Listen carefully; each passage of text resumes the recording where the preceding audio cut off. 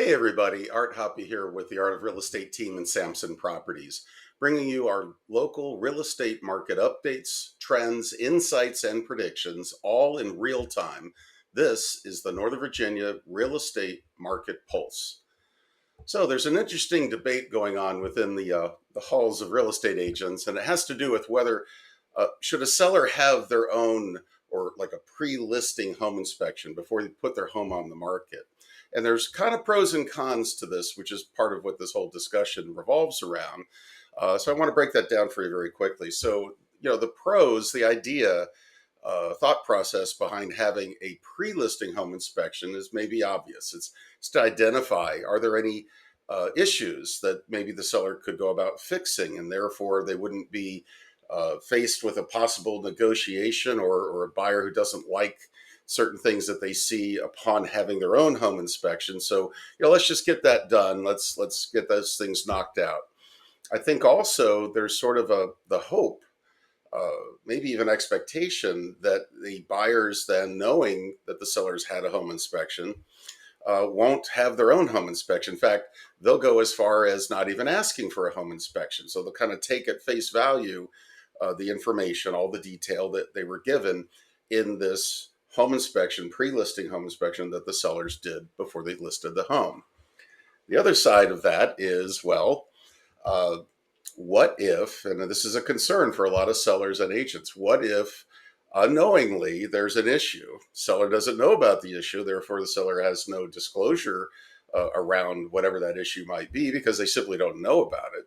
And it now becomes uncovered. It becomes something that they do know about, and now it's a disclosure item. Now they have to tell prospective buyers that, there's a broken widget or whatever that might be.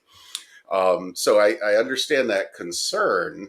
And again, the way the market has been the past several years, many, if not most buyers were even waiving, not asking for home inspections. So again, we're not talking about covering something up that the seller knows about. We're talking about if there's something that isn't known, why pick at that? Why create an issue potentially for the seller or exposure that they didn't have to have because the buyers weren't asking for home inspections. And as far as the seller knew, everything was fine with the home.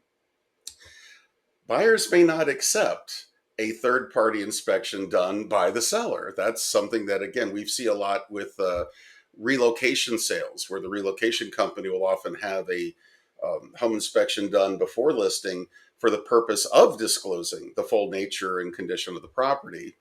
And again, we still find that most buyers in those circumstances still want their own home inspection. So with that in mind, are you really accomplishing anything?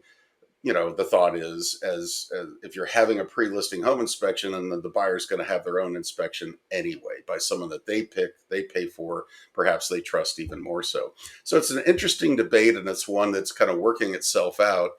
As the market normalizes, I would predict that you're going to see probably less doing pre-listing home inspections with the hope that people don't want to have their own or waive that contingency or have that opportunity.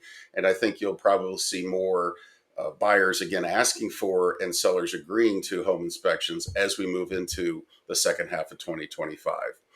Hey, if you have any questions on real estate, we're here to help. Let us know. Give us a call, text, or email. Check us out online. We appreciate your time. Thanks for watching.